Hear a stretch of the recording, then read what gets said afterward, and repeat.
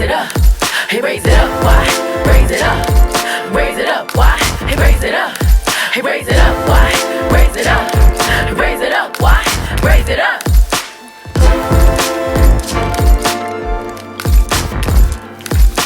North side, raise it up. South side, raise it up. East side, raise it up. West side, raise it up. Raise it up. Raise it up. Raise it up.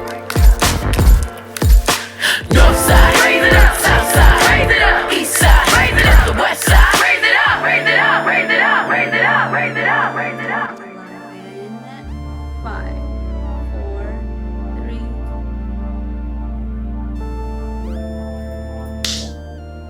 Hey loves, hey loves, hey love. My name is YN Vaughn. I also go by Y. And this is another intriguing episode of Raise It Up, Y, the podcast. We're coming at you the last Thursday of June 2023 in an episode we are calling What's the Difference Between Me and You? Y'all know it's 50 years of hip hop. That means we are going to have every episode heavily hip hop influenced because it goes with our branding. And branding is going to be a part of the name of the game. So if anybody is looking to have a buzzword this episode, be making sure that identity and branding are two of the words that you just tuck in your back pocket because that's where we at today.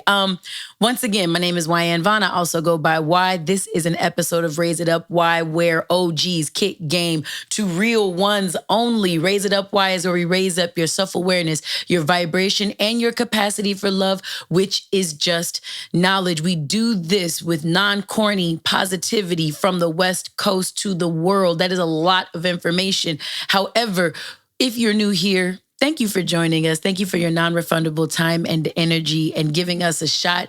I know that podcasts can be new and adventurous sometimes when you're coming into your own and seeing what types of content are out there that give you that feeling and make you want to stay. So if this is providing that for you, we're very happy about it and we're happy to have your time and your attention. If you are an OG love returning for the 58th time, as many episodes as we have, we always appreciate you. We are thankful to have you. There is nobody like us, the Loves, love culture in the entire ethos. So I'm very thankful, very honored to have y'all. Today we won't be alone. We have special guests coming, or a guest, coming and making their way here. It's not just I here. Of course, we have our wonderful Onette, Easy, Miss Sil behind this camera. We have Q, What It Do in the building. And we're going to have some amazing, amazing energy flowing through here. So, as you all are getting acclimated, I think they're here. I'm getting excited. I'm sorry. But this is all good. What I'll do is get through the front of this. So when we have my folks here, I am trying to keep this shit cool. We are going, sorry. Okay, hold on. No. Okay, I'm sorry. My cousins just got here. It's a long story. This is a hint. This is the only hint I'm giving you. So let me just get through the front of this because fuck that, they're first. So I have to just ground us because I'm having way too much fun already and I don't even know what to do. So once again, if you're new here, sorry for screaming in your ears. We have a show of this podcast on YouTube. So if you're an onlooking love, thank you for being here. And if you're just listening in, no worries. You do that. And we thank you for being here. Now, if you don't mind, I invite you to close your eyes. And if you are driving, do not do such a thing. Don't let this buttery voice fool your ass. And I want you to take a moment to get grounded here. Some of you know I'm a therapeutic edutainer, non-traditionally practicing therapeutic kind of a chick over here. And this is what we call grounding. Grounding sets you in the present. It brings you into a room, separating the cognitive space from wherever you were before you got here to where you are right now. So, in the likeness and the spirit of that, I want you to take a moment to be here with me. Hear my voice. Feel your feet. Wiggle your toes. Be silly and touch your nose. And you're just doing that to affirm that you are here. Go ahead and breathe a breath in. Blow a breath out. Do that again, in through your nose and out through your mouth. And I just want you to take a moment to own this here miracle we call life, that you are living, you are winning just by having this here life. And just by spending this time here with my voice right now, you are investing into your betterment. And I hope that you sit with that and you feel proud. Ladies and gentlemen, let's go up. And I was going to keep it a surprise. Nah, fuck that. With no further ado, can we please welcome the ambassador? Well, I'm the ambassador, motherfucker, but I'm telling you, the MC, the master of curl is in the motherfucking back up in the Heezy, baby. Maya Smith, my very own cousin. This is going to be the time when we come in here and get it. Look at my beautiful cousin.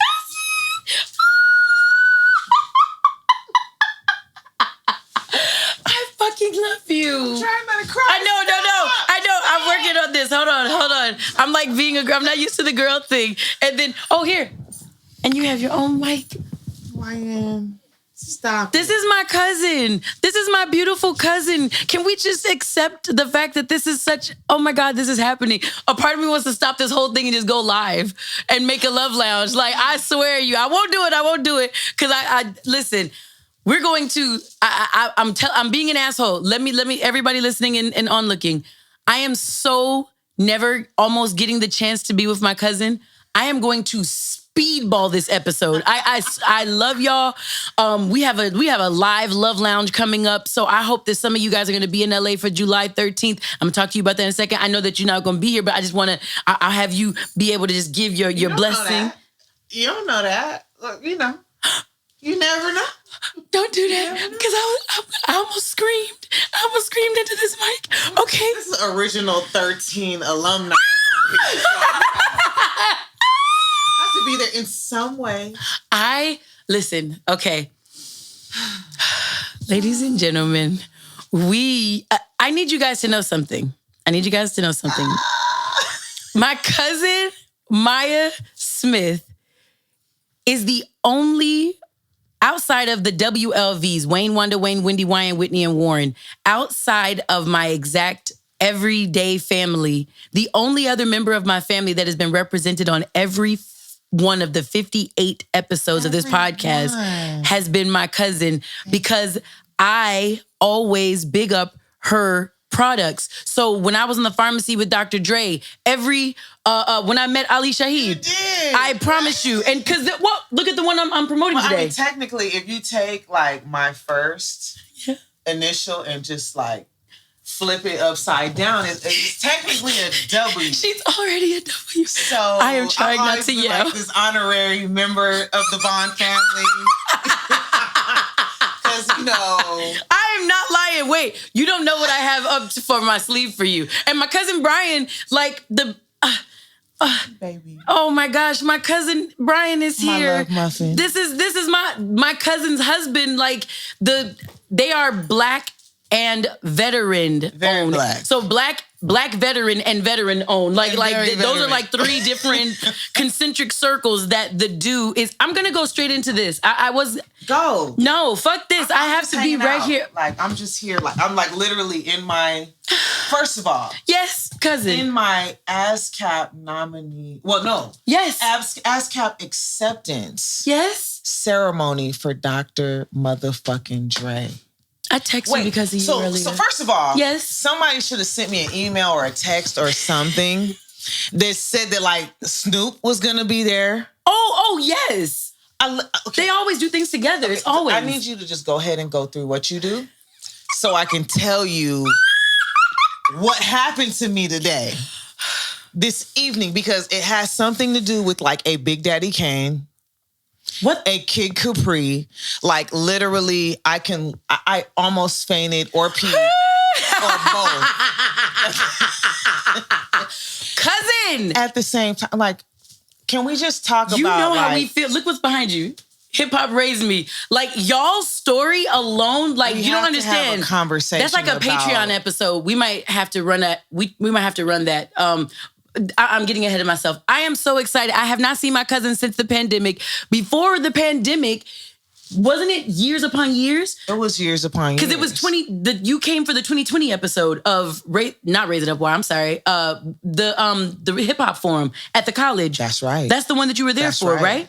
And then we had to like Zoom. We had to like bootleg it because we were We were on in lockdown. quarantine, in That's right. lockdown. That's right. That was the last event that the college had on its campus at all. It's was that wild. hip hop forum. It's so wild. I'm like, No, but we outside now. I need you to. I was like, "Where's YN?" Because when I tell you what I experienced this evening, I am going to speedball this. Ladies and gentlemen, my loves, I love y'all so much. I need y'all to know every part of this episode is about to be like 6 minutes, and then 6 minutes, then for 6 minutes, and we y'all. Oh, motherfucker! My cousin is in the building. No. Okay. I'm back. Okay. let's do that together. Okay. Because I'm seriously like literally like the I'm about to Uber FaceTime driver. Dre. The Uber driver dropped me off, and I'm still like hyperventilating on the inside because of what like I really feel like I needed like a 30-minute timeout because of what I just witnessed. I Guys. need a timeout. First of all, I need you to know like pharmacy. Shout out to the pharmacy. Yes, always shout out to the which pharmacy. is clearly an institution. Yes. I was so proud. Yes. Just to even be in the room to see Dre. Sorry. Acknowledged. Everyone, tonight when we're taping, because I know we air on the last Thursday That's right. of the month, but That's right. tonight is 1 week ahead of that while we're taping the 22nd. And Dre just got honored For ASCAP. for ASCAP. Okay, this is the get raised. This is the hip hop section. This is the I don't even know any of my segments anymore right now because I'm so excited. Okay. What is my break it down? Break it down is where we uncover the genius, and you could put this timestamp.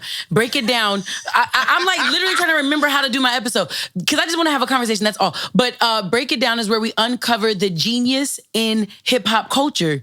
So you're already taking it. Plus, this is Black Music Month. Are you fucking serious? Continue, Ma'am. Okay, so can you just break down, like, for everybody that is like, what's that? Yes. I realize that there's a whole millennial community that has no idea. And artists, aspiring artists, they kind of have heard ASCAP and like aspire to be a part of that. Yes. They really just don't know what that is. No. You and I are like literally children of ASCAP that have been eating on them ASCAP Yeah, checks. that's why we are. Why we're here. So, Literally. it's so important to me. Like I need you to feel, like, can you Yes. feel the energy? Like I'm transferring what I just felt. My guys, my toe. Remember I told you wiggle your toes, touch your nose.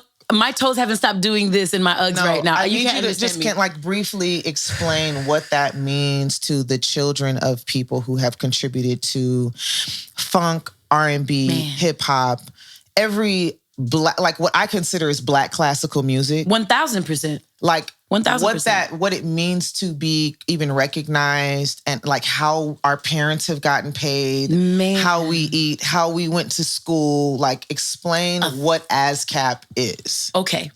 ASCAP, and mind you, this is something that you can Google. I was going to Google it right now, but no, fuck that. I'm with my cousin. I'm not about to make the smart way to do this broadcast.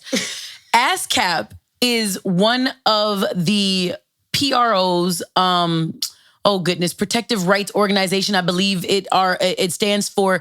But it's a way that artists get paid royalties. So not only when they put something out, but how they continue to get paid in indemnity, like in perpetuity. These are organizations, ASCAP, BMI, and there's that third one I can't ever remember, but I think it's bigger in like Canada or something like that. I just can't remember what that one's called, SCAT or Soundcast or something like that. I can't remember what it's called.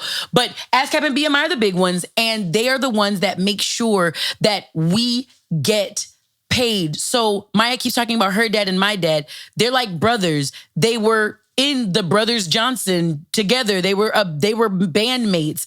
And when they came off of the road and stopped touring with the band, they would write songs for a little bit of everybody. Like her dad is a masterful songwriter, as she is. as she is, by the way, and you're not getting out of here without singing. She's not, Brian. You thought she was gonna get out of here without singing to me. Fuck you mean? Okay, I'm back. My bad. ASCAP, my cousin's gonna keep me on point like Fife. ASCAP, the reason it's so important is because it is one of the organizations that make sure that the Kenny Pickens and Wayne Vaughns, both of our dads, when they make musical contributions to acts of classic Black music, classical Black music, like funk, like not even R&B. I'm talking about like soul, funk, and jazz and things of that nature. Absolutely. That's how that money keeps getting funneled back to these families. Like she said, how she went to college, how we went to college, all of those things. The house that you're in is my grandparents' house. What you talking about? Like the YN that is a YN off them ASCAP Yes, checks. thank you very much. So the Thank you. legacy of what you think you know Yes. about hip hop. Yes.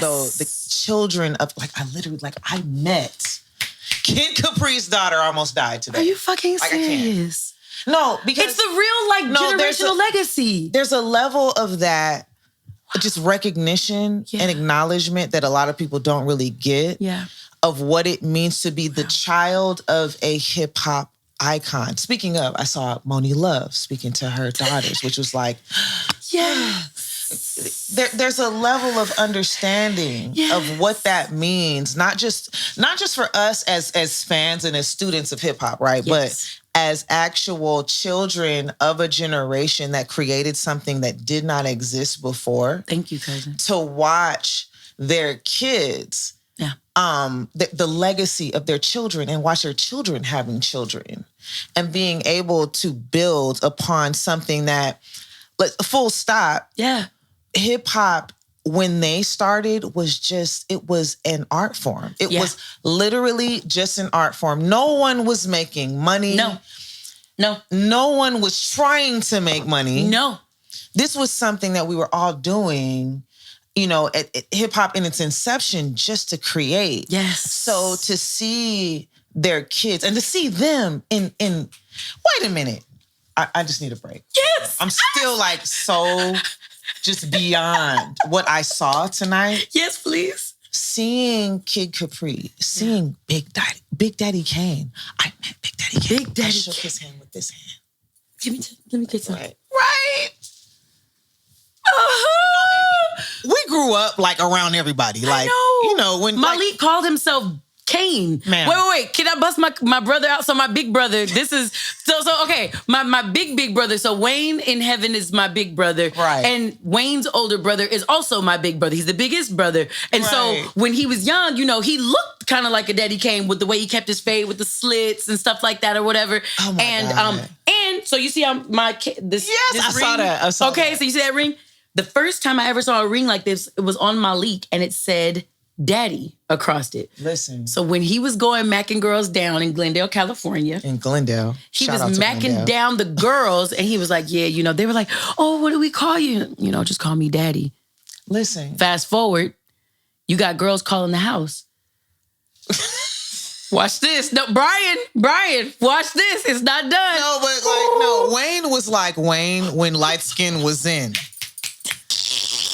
In LA, it's a thing. It depends on where you're from. Originally, My earring just came off. No, light skin was in in the ages of Wayne. Listen. That is the original Little Wayne. No, straight up. No, we're talking. So then Malik, he has the girls calling the house. Now, mind you, this is an era of dating that the kids don't know about. When you call a house, then the parent might answer. So you had to have things called manners.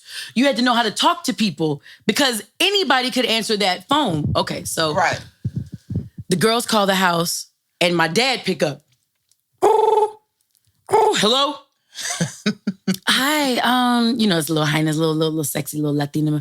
Hi, may I speak to Daddy? Excuse me? What daddy?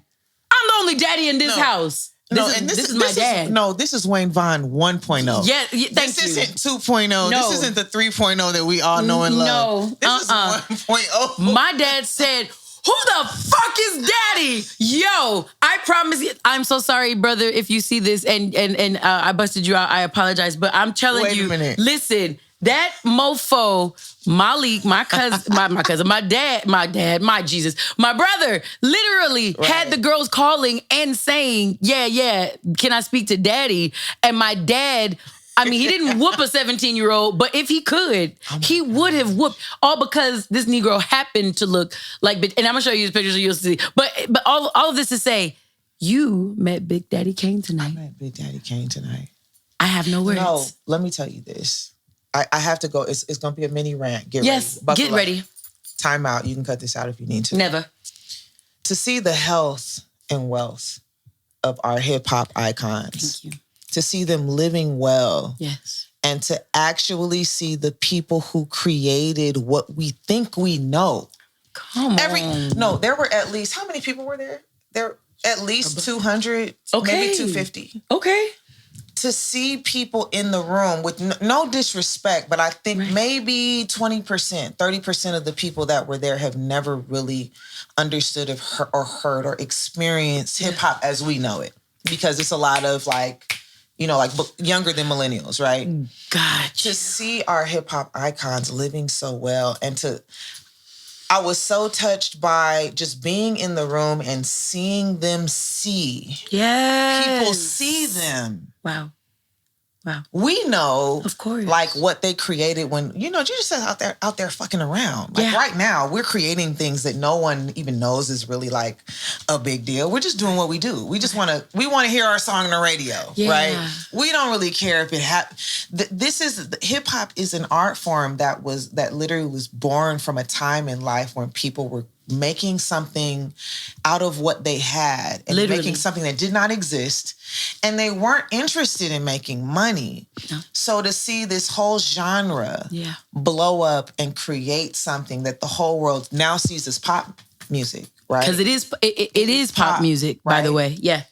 To see them, I was so honored tonight to watch them see themselves and see the level of recognition and understand. Like, I saw that happen. Yeah. I saw Kid Capri. I mean, it's not the first time he's ever seen that. It's not the first time Big Daddy Kane has ever seen that. But to witness them being able to stand in what they created and see whether or not anybody in the room acknowledges what they've done for the culture, to see these grown men who have had children and their children are having children. Like, I met Kid Capri's daughter. Like, to see that. Like, I'm like, do you even know who your daddy is? The one and only Kid Capri. Listen. Def Comedy Jam, Kid Capri. Narrated the whole damn album, Kid Capri. Are you serious? I can literally break that down on so many levels because this is a man that was successful was chosen to represent hip hop on a show for a genre that he's not even a part of. This is a comedy show. It's a comedy show, baby. Ma'am. So I'm looking at her like, and I remember like people looking at me, like asking like, do you know who your dad is? Do you know who people walk up to you all the time and do you know who your father is? Do you understand who your father is? Somebody walked up to me in the airport and was like, you got to be Kenny Pickett's daughter. And I was like, I love this. No, but the level of recognition that people have worked so hard and have no idea the impact, the ripple effect of what they've created when they were just playing. They were just being obedient to this wave of creativity. Yes. Like to see them do that and to have them in the room and see people who are appreciating, whether they even know. A lot of people in there don't even know what they're celebrating. No.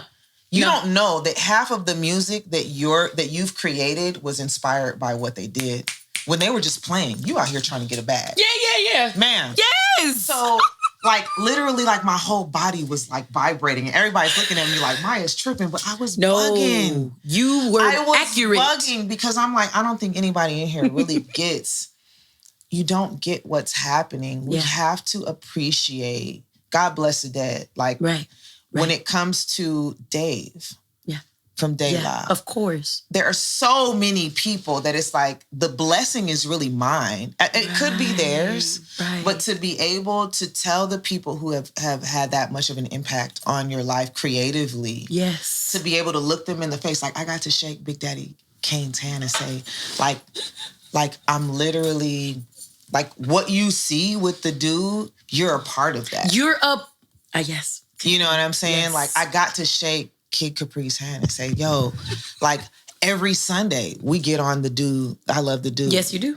And we educate and we call it Sucker Free Sunday because of you. Sucker Free. No, but he definitely set me straight. He was like, yeah, that's my trademark. I was like, yes, okay. No, but to even be a part, to even to have him in the same room with me and recognize it's something that I'm doing, that I'm just trying to do, like really echoing what you've done and educate. Like the point of hip hop is to educate and inform the youth. Yes. That's really why it started. If we're gonna keep it a stack, that is what is like the purpose of hip hop, Wayne? The entire purpose of hip hop. My thesis, right, in my master's program. My thesis was called, I Let My Music Speak For Me, the role of rap music in the role of rap music in identity formation amongst Black adolescents. Because you have to put so many of your independent variables with your dependent variables, the way that's why I'm remembering it the way that I'm, just so I focused on something that was studyable in under 75 pages because I initially wrote what my director told me, a dissertation. Absolutely. He said, you actually have to cut some of this out because it's too long. It actually goes over what we're looking for. So bring it down. And if you ever want to continue on your education, if you get your like EDD, PhD, whatever you want to do, you can just take this and expand it with those other 25 pages. I had to take 28 pages out of my thesis. Right. So on this matter, when you're looking at where hip hop is and what it means to current day culture, the Black family is the phoenix that arose from the demise of the West Africans that were brought over here during slavery, 1619.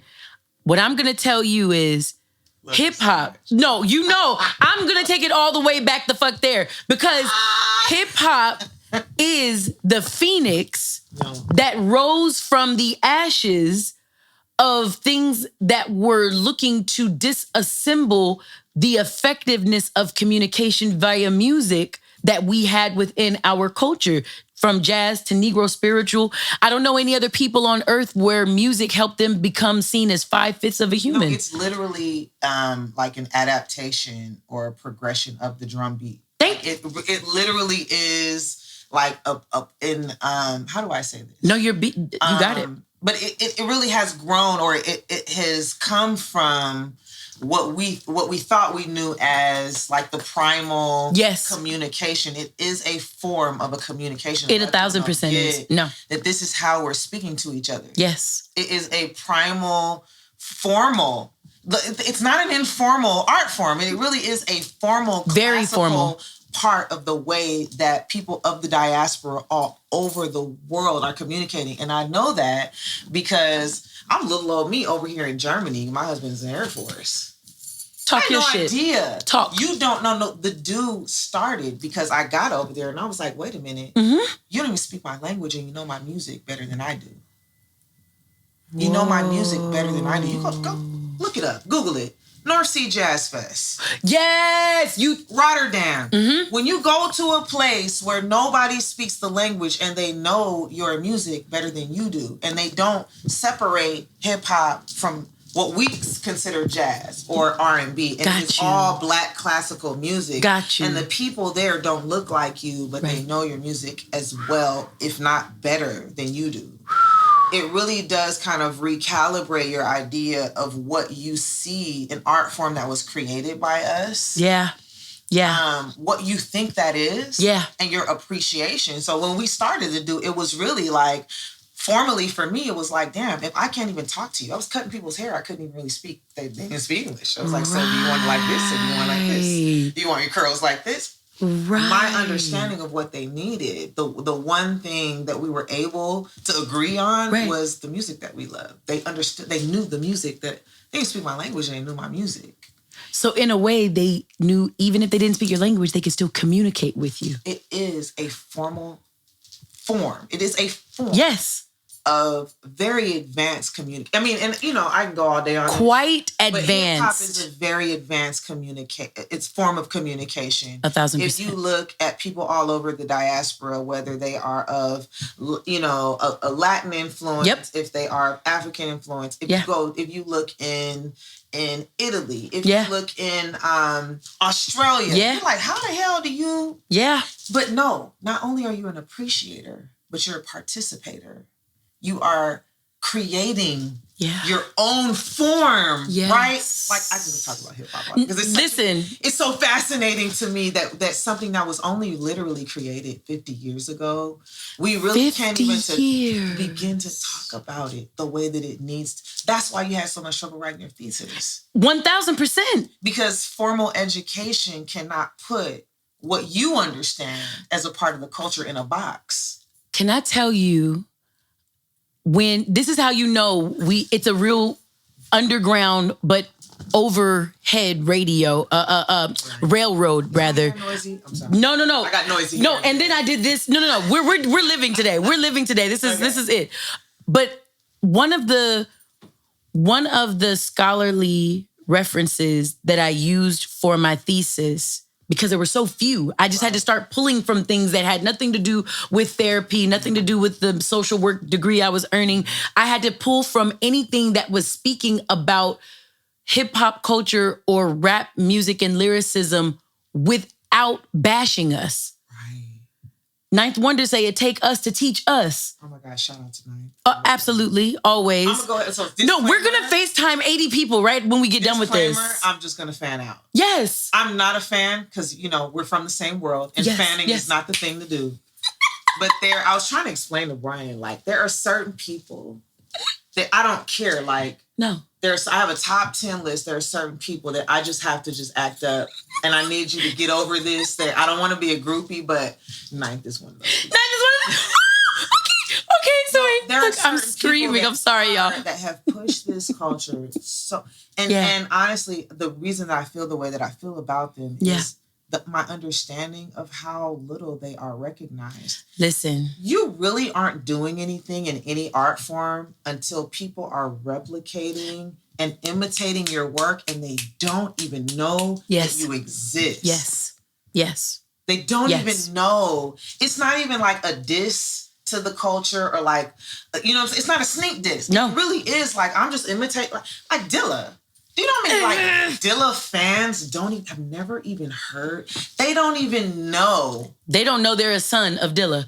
You talk about forefathers. We talk about Father's Day. Hip hop, and you're really a fan of Dilla. Like, Listen. you're really a Dilla fan. But you don't even know it. You don't know it. Oops, Right. I'm throwing things. But no, you really don't know it. And that's, I think, the beautiful part, like you're saying, about any of this stuff is all this is still answering why hip hop was so important and what it so means. much. But the idea being hip hop is this important. Oh, no, I was telling you about that one article. The article was making a likeness to how certain rappers, like let's say a E40 Oh my God. or a Sugar Free, how Shout out to Earl. Earl Stevens all day, but how people will. Somebody said E40 rap in cursive. I said, now that's funny. That as is shit. absolutely That's true. really funny. It's accurate. And I'm gonna say that's true. And he It's laughed at it. accurate. But when you get certain people who make it to a scholarly journal, I had to find in the linguistics section, because again, in psychology, musicology, in all of the areas where I was pulling for information for my scholarly thesis, I couldn't find enough things that spoke about us accurately. Everyone else was giving us back media footage of us and not talking. They weren't speaking us. So I was like, bro, everything that you're saying, this isn't us saying it. You're like when I read Miles Davis's book, and he was talking about even all the way back then, what is it, the 30s, 40s, let's say, with Miles and stuff like that, somewhere around these, well, when he was older, it was 40s and 50s.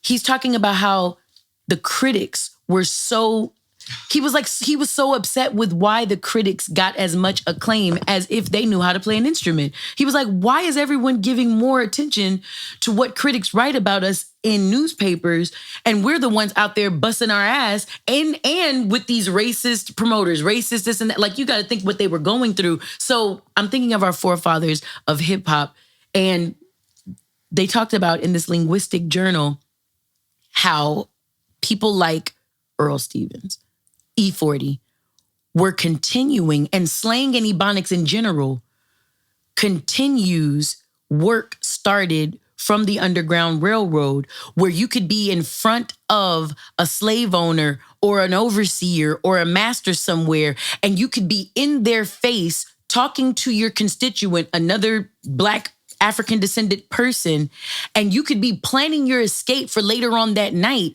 But because you were speaking in code, they didn't know what the fuck you were saying or what you were talking about. So when we in front of people and we over here talking with E40, talk about, hey, so you got that white girl, because I'm gonna take that over back to the stable, and you know we gonna go back and get it. And I'm sitting there like, oh shit, some real stuff going on. You see a black person might understand it, but then a white person sitting there like, where are the white women and the horses? Man. He said white girl and stable. I'm gonna be on the blade. Wait, what are these words? If you don't know what any of that means, y'all gonna have to get your hip hop game up. You need to spend a week in Vallejo. Shout out to Vallejo. But no, we're dovetailing because again, I'm cutting this down so I can be with my cousin. First of all, time out. I'm so excited. How are you gonna edit this? Because I can't. Like, my brain. This is making me so happy. It's about to explode right now. The next thing we're talking about, leaving this wonderful topic of the genius of hip hop, which is called Break It Down. I'm getting straight into Get Raised. Get Raised is when I don't just raise the vibration and the capacity for love and the vibration of the room. Instead, I have OGs like my cousin here to not only help raise y'all as listeners and supporters of this podcast, Love Culture, you're also raising me with you. And I feel like you've already been doing it, but I'm going to ask you just a couple questions to kind of like corral where we are and things like that. I'm going to try to calm down. You are the master of Curl. Founder. MC. You are an MC and founder of CEO, not founder of CEO. You are a founder and a CEO of The Do. This episode is called What's the Difference Between Me and You? Oh boy. And I want to ask and pose this question to you and see where you take it. Would you say that branding is basically answering the question, what's the difference between me and you, over and over again as a company? Absolutely. Okay. I think I heard this, and I won't take credit for this because I'm not like other sucker MCs, but I my bad, I'm back. I heard this, and someone really has always, it's something that resonates with me, and I'm always constantly thinking about that when people are talking about branding, because people think branding is a logo and colors, which it's absolutely not. No. Call me later. Branding is really, your brand is what people say about you when you're not in the room. Ooh. It really is the lasting, resonating impression of who you are and what you stand for, what you believe in. Wow. When people aren't around. So it's like, YN, it's that girl with the fly ponytail, the fly top knot. It's always grinning. It's always screaming. Like, she's supposed to be laughing, but she's screaming. And she's always talking about hip hop. And she knows, and she's always dropping, like, that is your brand. Yes. You actually don't. You only get to decide what that is at the very beginning. And it's something that you have to hold on to and commit to really being that. Yet is your brand is what people talk about when you're not there. Wow. And so if you're willy-nilly, if you want some sucker shit, if you're following YN, or if you're following The Do and you're pretending to be that, that's really not your brand. Your brand really just becomes like, oh yeah, she's kind of like, you ever hear those brands? Right. She's kind of along the lines of, like, when anybody says that about me, I'm like, oh Jesus. Like, no, I'm not along the lines of anything. You never want to be along the lines of anything. Right. Your brand is really who you truly are. And if people are able to tap into that or not. I'd rather you not be able to identify what it is. Yeah. Than for you to say, to cite it inaccurately or to have me wrong. Ooh. So I think your brand is very clear. Yes. But yeah, the difference between me and you, I think people are constantly talking about that. Yeah. And it's something that if you are authentic to your brand, which is yourself, you don't have a lot of control over that. Other people will kind of say, well, she's kind of like, but she's different because this. And so that's something that I'm constantly thinking about. Nice. And I understand as a brand, Brian and I talk about this all the time. Yeah. We're always very clear as a brand that we don't necessarily have control over how other people see us. The goal and the mission is to be so focused on who we're serving and what we're trying to do. Nice. That it's clear that we're not for everybody. I'm okay with that. I'm really okay with that. And if you can like it or love it. Yeah. Yeah. And you think you for everybody, but you never are. No. So to be clear on who that is. Yeah. And to accept the fact that it's not for everybody so that now you can reallocate the energy and the bandwidth and you know what I'm saying? Everything is energy. So I understand that I'm not for everybody. I understand everybody's not going to love it. Everybody's not going to believe it. Everybody's not going to be on board. But what I'm able to do is take that out of that little piggy bank and put that toward the people who really are fucking with us. Yes. And really be laser focused on who that person is and give them what they need, because I'm really here to meet a need. I'm not here to entertain or tap dance for you. You're not here to entertain or tap. There are people who are absolutely uninterested. Yeah. Disenchanted. Period. Not interested in what it is that you have to, and that you're not here for them. Your job is to nurture and to affect and resonate with people who have been waiting what could be their whole life to hear what it is that you came to bring. That is your assignment. That is like your divine assignment. And you stepping outside of that is a whole joke. It's a whole fiasco. You perpetrating a fraud. And you're wasting your time, and you're working a lot harder than you need to work. Because again, it's not your design to be working. It's your design to sit here and be recognized and let people invite you into their experience. So the sooner you get that, shout out to Elton Anderson. How did you, and yes, please shout out to Elton. How did you? A good friend of mine who really has been instrumental in the way that I see myself. Yes. Has helped me understand, what my human design is, like what I'm really here to bring. Yeah.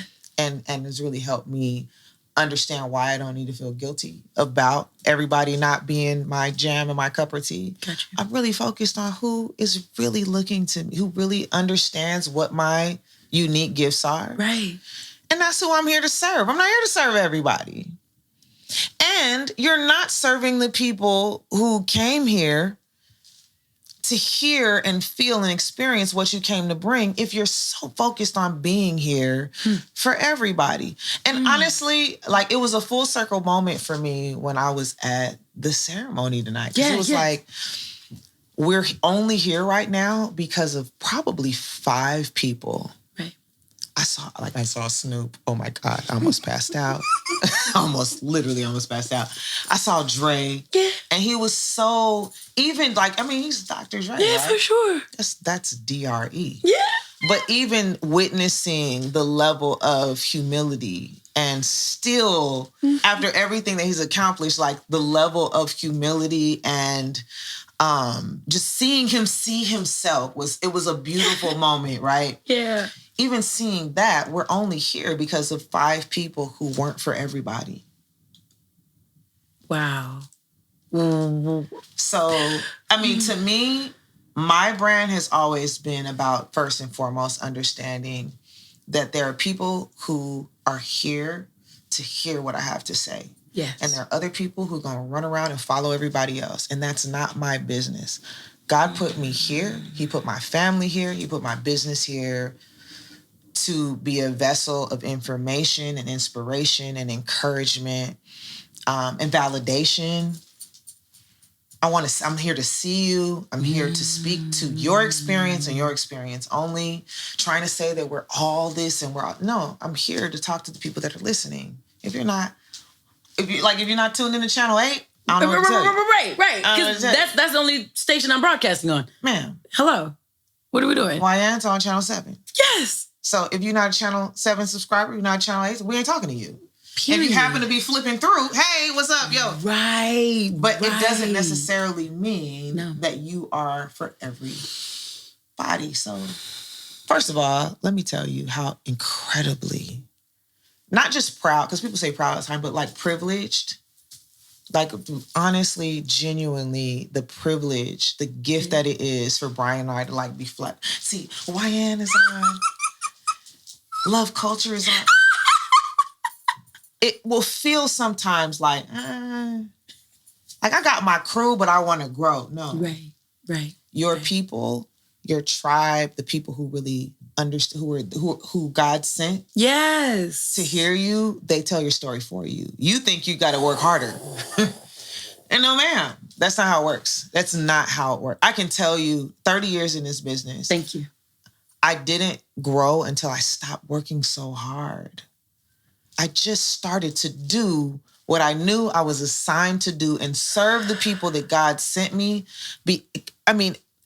Deliver excellent service and focus and research and care and compassion to those, what I thought were just a few people, right? Those people will tell your story for you. That's branding.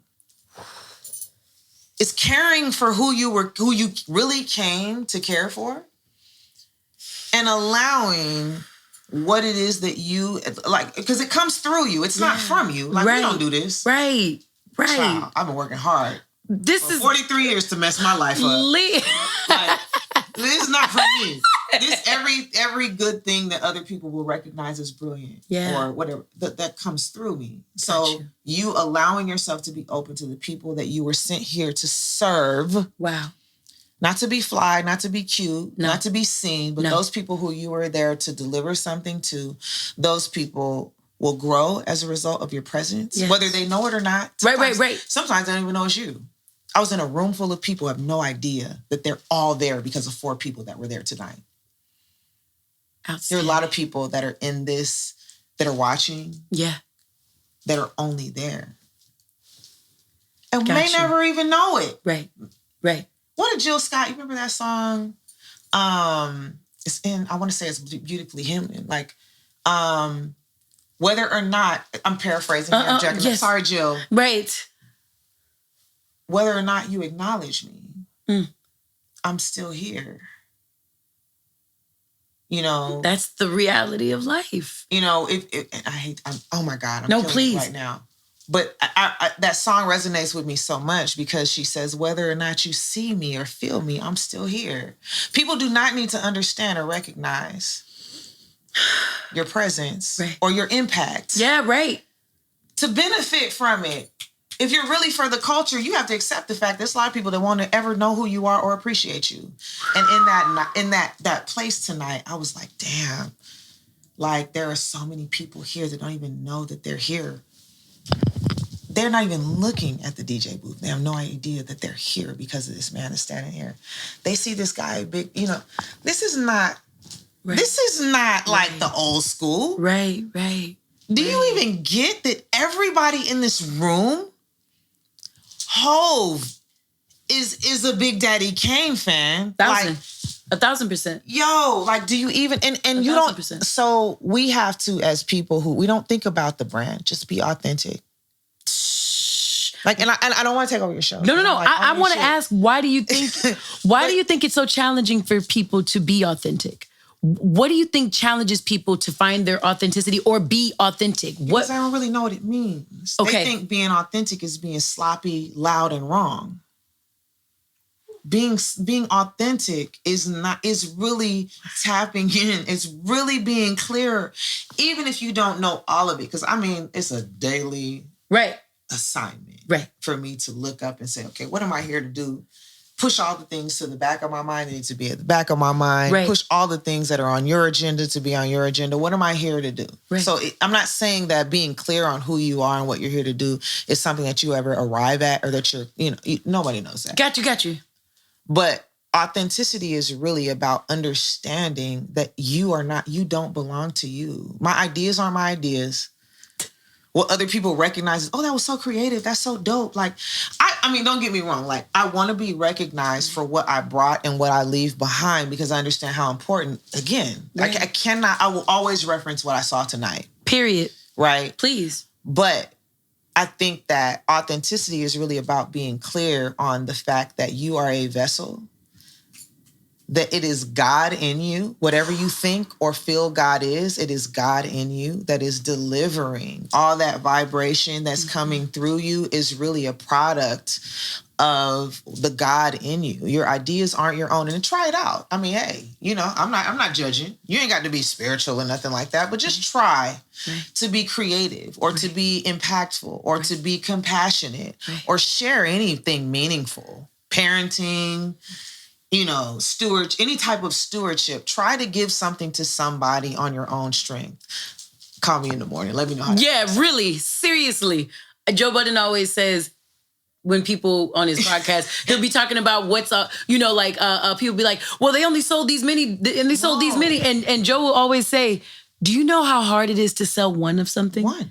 By yourself. You can't do nothing by yourself. One. To sell one of something is a challenge. So if someone gets 16,000 on their first week out, 30,000 on their first week out, you have to recognize in a day and age where, I listen to Brain Food every morning. Before I feed my body, I feed my mind and my spirit. I don't. So I have some coffee. I have some useless. No, I lied. My bad. And coffee. Caffeine. Yeah, right? Coffee. Yeah. Hold on. Who I thought I was? Hello. Coffee is first. Coffee, Jesus. No. In that order. No. But the thing is this. I was listening to a few days ago, actually yesterday, a video on alertness and awareness and talking about how the body and how the brain learns and how you remember things, how you hold on to things. And one of those things that the speaker was referencing was the fact that as you're putting yourself in an arena to learn something new, what you have to realize is, like you're saying, you are a product of everything that you're in and around, everything that you've exposed yourself to or are not exposing yourself to. The sleep that grind till I die, sleep is for suckers, all that stuff and everything. It's like the sleep that you never get. And, we always talk about how often these are great apparatus right here that are filming us. They will shut off when they don't have enough sleep, when they need more rest. When they need to recharge, they would shut off. They don't care if Dr. Dre was in front of this camera. They don't care who or what is there. They say, I need to be recharged. Sleep is one of those things where we need to be recharged. When we have that sense of authenticity, like you say, the call me in the morning, if you think that you can do it on your own, how hard is it to sell one of something? The amount of energy, recharge, the picking yourself back up after someone or something has said no, that might feel like a knockdown, but you might not be at that place in your life yet where you understand that man's rejection is God's protection. You might not understand those types of lessons yet. So when you attach yourself, let's say to when you attach your identity to your egoic side where it's like, no, I got to do this, and only God can judge me. I'm an island. Ain't nobody ever helped me, so I'm here all alone. You know that you about to meet your baby cousins, the 4-month-olds, right. Winter and Carter, right? Right. In my head, I'm thinking about all these gang members, all my great friends in this world, all these, whoever you are as a rapper, and shoot 'em up, gang bang. And then I remember how all of us started in this world. Mm-hmm. Someone held your dirty diaper wearing ass. Right. Somebody coddled you. Somebody, whether they forcefully gave you a bottle when you cried or they gently gave you a bottle when you cried, someone fed you when you cried. Yes. Someone came.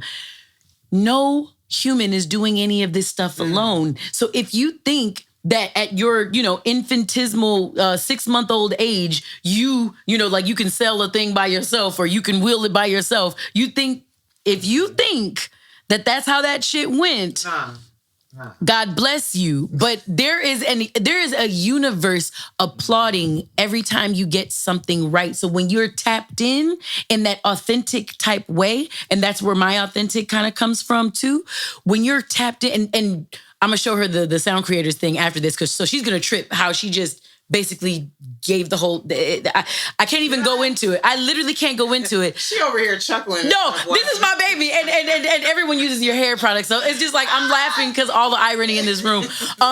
Yeah, I'm speeding through this episode still, so fuck that. Next portion of this, so we're leaving out of Get Raised, where my cousin Maya just got to explain to us, lift us, encourage us, because that's what you do when you have OGs teaching real ones, and I'm one of her real ones. I listen. I stand and sit at attention like this at this woman's feet, at her virtual feet. Every time she goes on live, every time she posts something, one of the beautiful Do gang in the Do Gang family, when one of the B girls is wearing the new hair products, or some of the B boys, we got some gentlemen, or however people identify. This also Pride Month, respect. Everybody is love. But I'm saying, when I see all of these ambassadors for your brand, you talk about who will tell your story. The fact that I've been on at I Love the Do, and I'm searching for a picture of you. I'm searching for a video of your ass, because you have so many people now that are like, oh no, this damn foam is the truth. Or, uh-oh, this Move Def is really going crazy. Uh-oh, the Supersonic got me crazy. Uh-oh, get hun, what you say? When her products are in your hair, DOUXing, doing the do, I can tell you, it is not even fair what authentic creation, literally speeding through this episode. Make me cry? No, you are the one. No, I am not dealing with you. You are motherfucking her. Okay. Okay. On to the third and final segment before YN's words of wisdom. I'm putting you on the spot. This is the section this is the segment that is named after her. Do I Diddy? This is... My voice is so hoarse. Your voice is so hoarse? But I'll give you something. Okay, because you know what I wanted? No. If I had the chance to let you know that I never... I'm not doing that. So. Listen. Do I Diddy is where we do original art from Flat-Footed Singers. She is a flat-footed singer and a flat-footed songwriter. A flat-footed singer. Shade Tree. Wanda Vaughn. Wanda Vaughn, when she get on a mic and just... Wanda Vaughn. Listen. Made me a cassette tape. Hey, auntie. Yes. I still have the cassette tape. I gotta find it, but I still have it. She gave me go, go, go, go, go, go, go. Yes. She made me an entire vocal exercise tape. And she literally was one of the first people that recognized, talent I don't even use, honestly. Like, you know.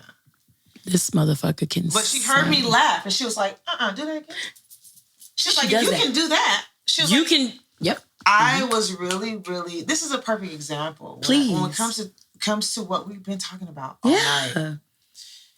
When someone else recognizes something in you that you have always seen as not attractive. I've had this voice since I was like 6. Yeah.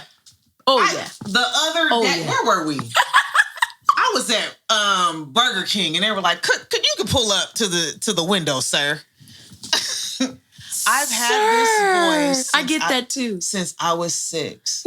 And I will always be so self-conscious about it. Like, I've always had this voice sound like But your voice is sexy. No, it's not sexy at 6. No, mine wasn't sexy at 6 either. At 20. It's right.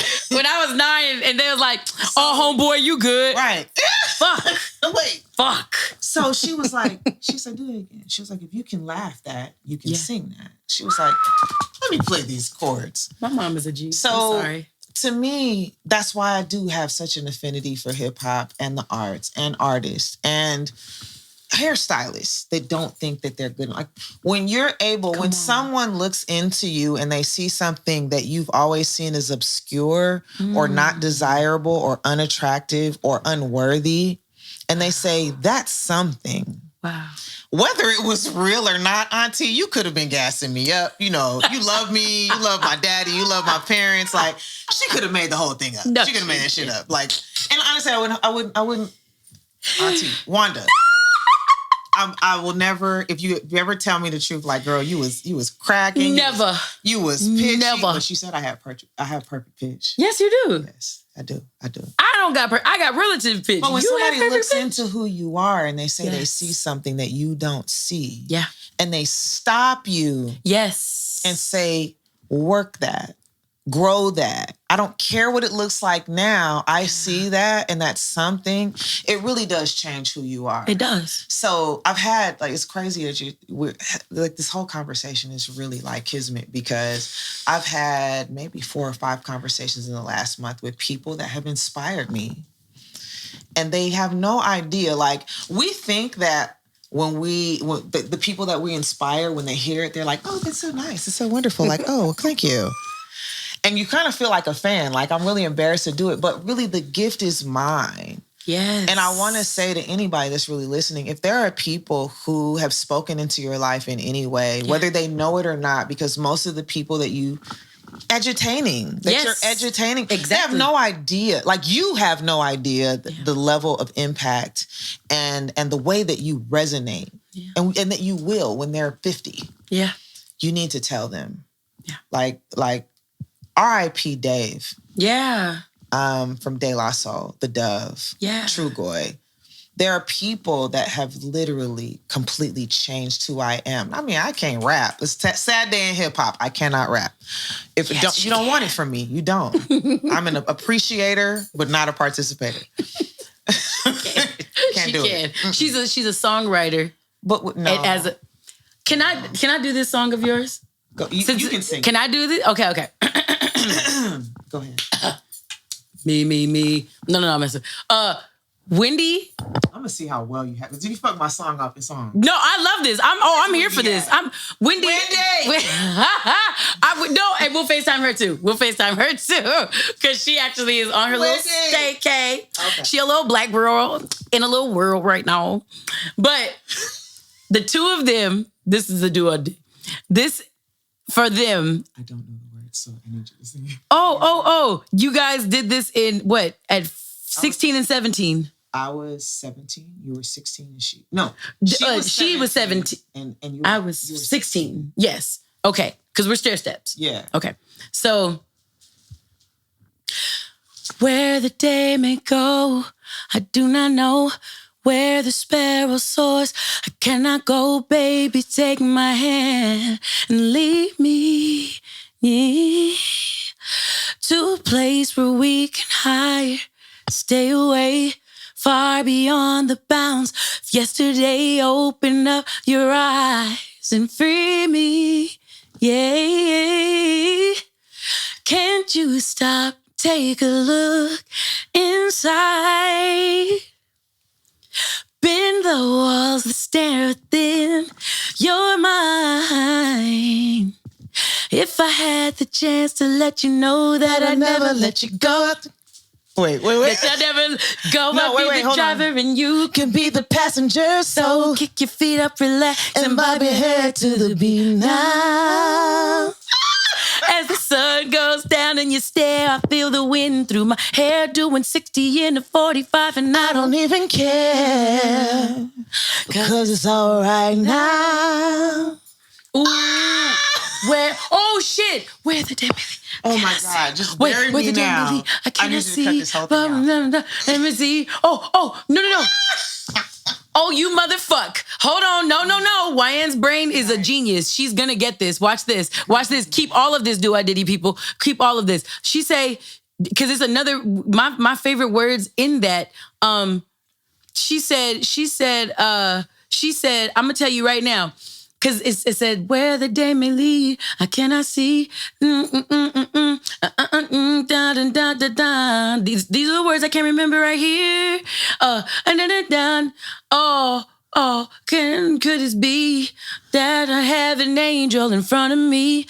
That would be so good. No, that was flat. So good to be true. This part right here. Can't you stop and see what this could be? Someone worthy of the love in me. If I had the chance to let you know that I never let you go, be the driver and you could be the passenger. So kick your feet up, relax, bob your head to the beat now. And as the sun goes down and you stare, I feel the wind through my hair, doing 60 in a 45. I don't even care, 'Cause it's all right now. Damn! That... Just bury me. Why do you write? No, why did she write like this? Y'all gonna make me understand. Why do you write like that? Why? Ryan, I did.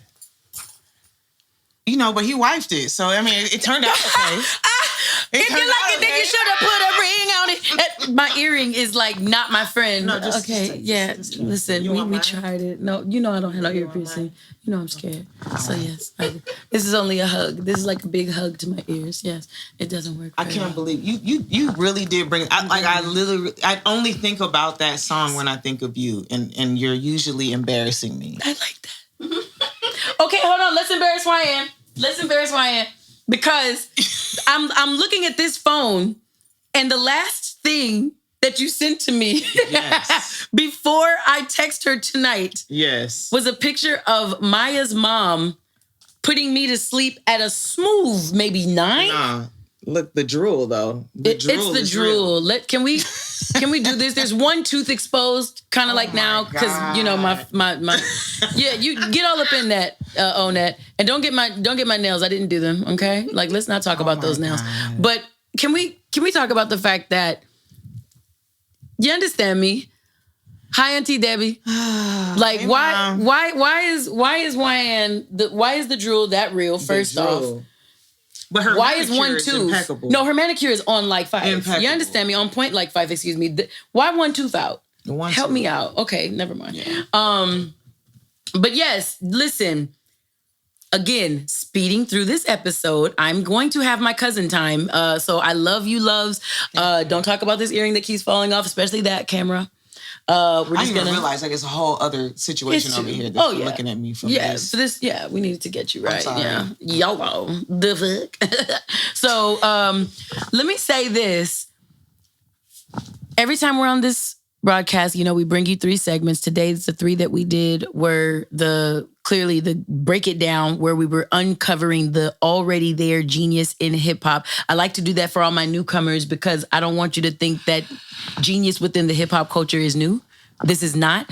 But because I'm an edutainer, one of the education side of that is helping to take those gems and dust them off so they're more apparently brilliant to all of you. So that's number 1. Number 2, we got raised by my cousin, the MC and freaking CEO founder of The Do, the only product, the only other thing that I have literally bigged up the entire 57, almost 5 years of doing this, episodes that we've been doing this. So if you could see the people in LA and definitely domestic, not internationally, nationally, who hit me and they'll be like, so I'm at the store and your cousin all up in here. And it'll be like random people. It'll be rappers. It'll be makeup artists. It'll be anybody. And they're just like, oh shit, your cousin. Or they'll just snap something real quick and just send it to me. I'm like, thank you. Can you please buy one of them though? Like, thank you for the picture though. But bye. Hello. But so we got raised by my cousin, Maya Smith. And then we just had to do a very special, exclusive, freaking 17, 16, and 18-year-olds of us. Hello. Are we going to do this? Yes, we are. No bars were harmed. No bars were harmed during the display of this portion of the episode. So let it be known. I want to talk really quickly on my YN's words of wisdom. You can take that down. My YN's words of wisdom, no lisp. Let's do it one more time. My YN's words of wisdom. Talk about it. Words of wisdom. Sing, child of God. That's not really, but that's my jingle. Okay, so I want to... I had something else and I forgot to write it down, but I already had something written, so we're going to stay with this. Listen here. Hear me and hear me clearly.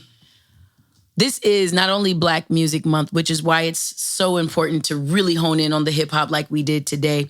This is also Pride Month. And what you guys know about me is that when I talk about love culture, I have a diverse set of amazing humans that support this podcast. And some of them belong, I'm not going to say belong to, rather they align themselves with, they identify as the LGBTQ plus community. I know there are more letters after that. I've heard mixed reviews on what to include and what not to include. So I'm one of those people that stays in my lane.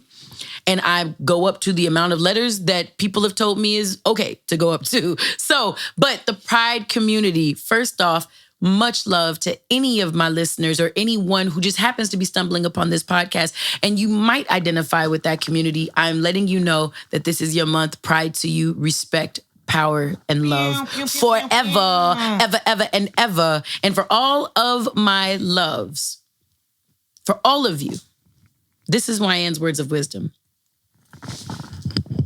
This is said with love, so hear it with love if you have the ability to. Your identity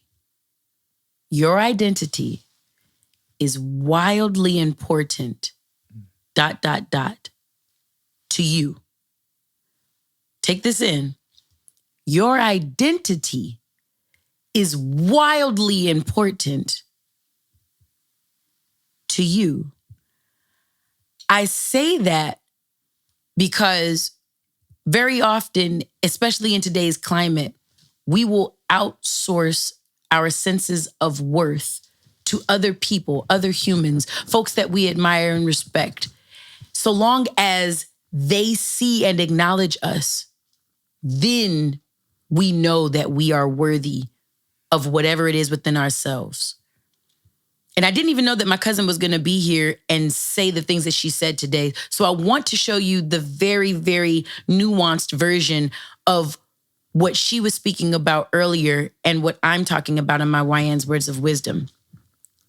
What I need y'all to know is when my cousin stepped into a beautiful arena tonight with good friends of mine like Dr. Dre and Snoop Dogg, as well as folks that I only know virtually like Big Daddy Kane, because he's a huge Emotions fan, so we geek out together over that.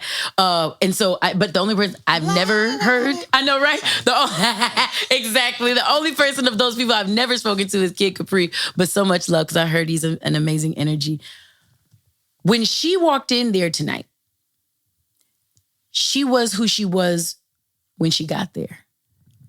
It wasn't that Big Daddy Kane or Kid Capri affirmed her worth or her sense of identity while she was in that room. She stood fully valued within herself in that room. And by way of her being there with a full understanding of who she is, with or without any of these humans in this room, she had a firm sense of her own identity. Why I bring that up when we talk about the Pride community is because of the things that I've generally heard out of loves and love culture when someone does or does not recognize, I put that in air quotes for people listening and can't see, recognize who you are by way of how you've chosen to identify. Let me repeat my words of wisdom right here again. Your identity is wildly important, ... to you. I want you to understand there's a thing in therapy called radical acceptance. In the world of radical acceptance, it's almost like the gist of the Serenity Prayer. The Serenity Prayer says, Lord, grant me the wisdom to accept the things I cannot change, the courage to change those things that I can. Oh, wait, no, not the wisdom. Grant me the serenity to accept the things that I cannot change, the courage to change the things that I can, and the wisdom to know the difference. What's the difference between me and you? Let me help y'all out. Viktor Frankl, author and a very unique Holocaust survivor. The book is called Man's Search for Meaning, if I'm not mistaken. Viktor Frankl went through the Holocaust with a unique perspective because that man's profession was a psychologist. So as a Jewish psychologist, he was psychoanalyzing everything and every instance that was happening around him because he had the intellect, the know-how to do so. From a Holocaust survivor these are some words that maybe you can put in your back pocket and look at them from time to time if it feels good to you. There are two types of people, two races of people in this world. Decent and indecent. That's on period. Wow.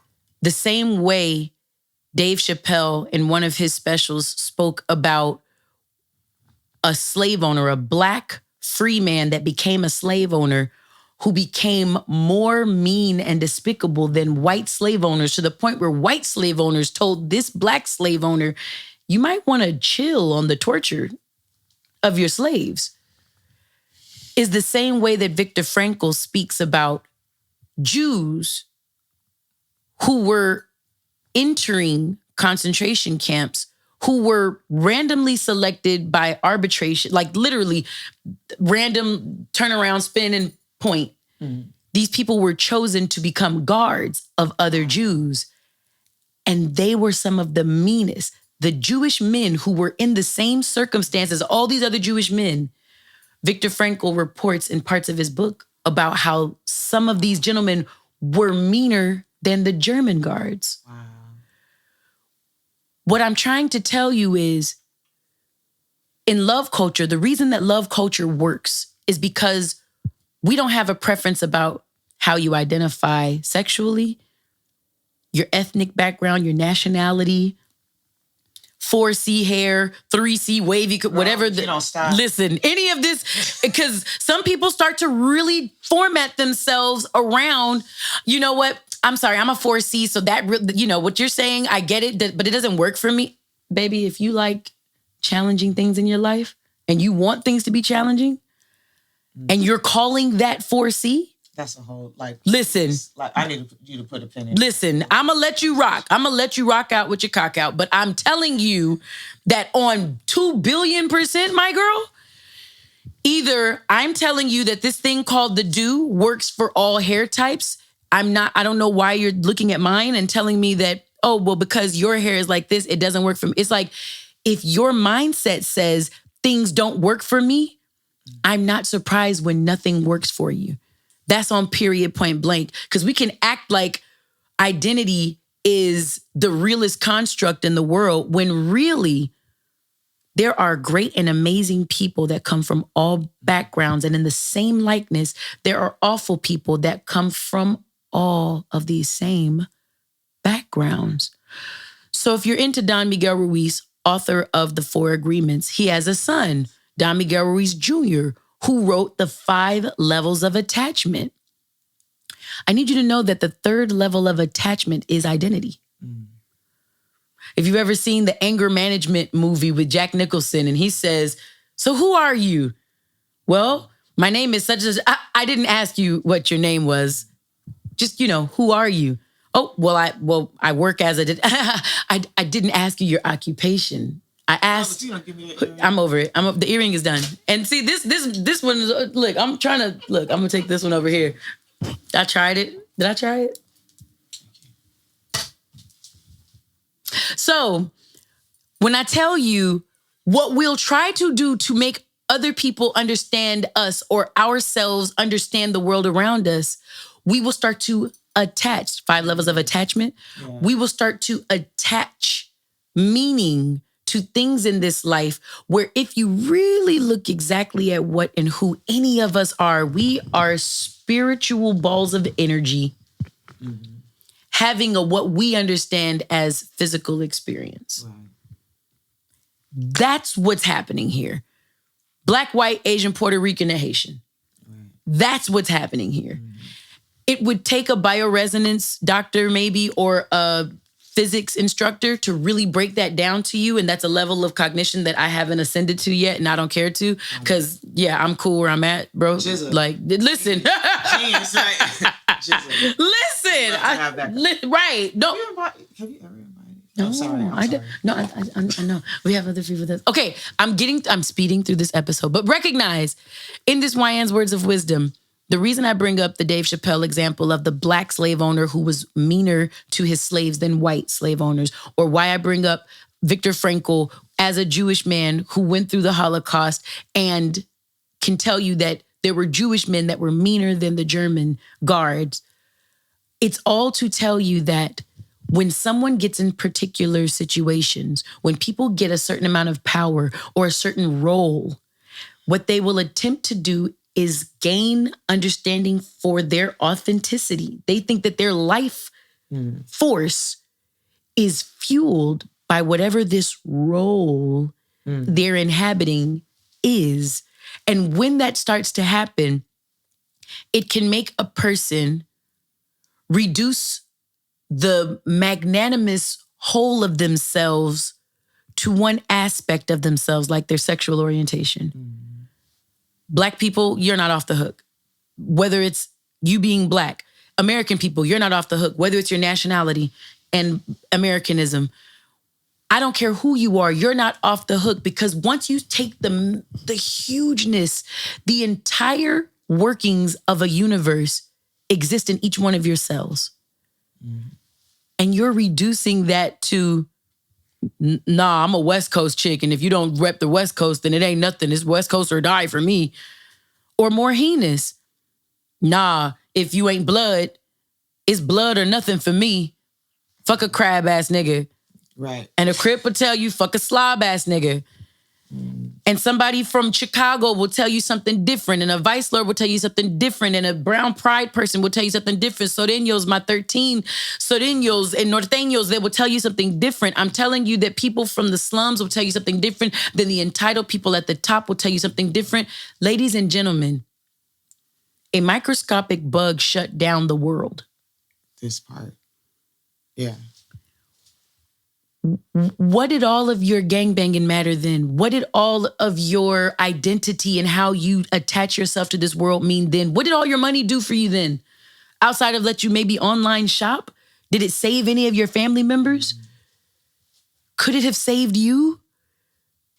I am trying to tell y'all that this life is bigger than what we expect of it. And I am not saying that your identity is meaningless. I'm saying that it is an aspect of your being. Your being. The thing that attaches you to the stars that are bigger than the sun, that make the solar system look like a fucking nail on an anteater somewhere. I am trying to tell y'all, you are fearfully and wondrously created and made. I don't care if you know that or believe it. I am telling you as a fact, go to college if you want to understand more about why that is. Major in physics, and they can tell you about how energetically unique and amazing you are. Your identity matters. It does. To you. So I want you to take the whole of you. Understand that your identity is so important as a piece of you that it is, and never play yourself. We stay sucker free around these parts. So when it comes to you learning and knowing what you are, please don't ever, one of my homegirls, Journey Walker, I love you, my sister. Speaking of the pharmacy, as the pharmacy was closing back in 2018, I was telling her how sad I was.